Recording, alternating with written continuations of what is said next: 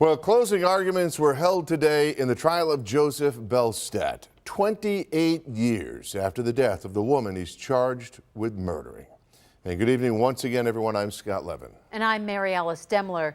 Belstadt was charged in the 1993 death of 17-year-old Mandy Steingasser of North Tonawanda. Long thought by police to be the prime suspect in the case, Belstadt was not charged until 2018. That is, after forensic investigators used more modern technology to review DNA evidence in the case. We have the latest tonight from Channel 2's Dave McKinley. Dave?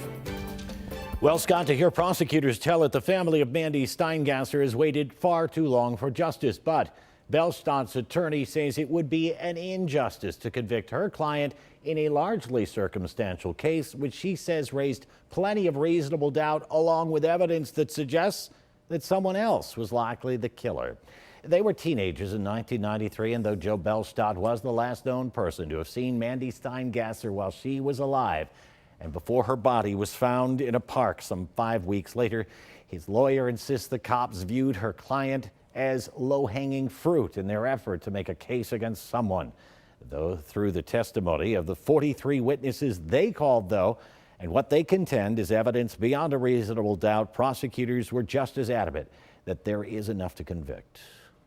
You, the jury, you now know what happened to Mandy Steingasser. And now it's time for you to hold this defendant accountable for this crime.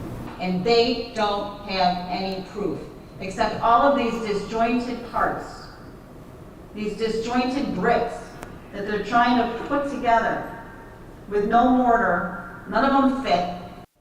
Each side took about 2 hours to make their closing arguments before court recessed for the day.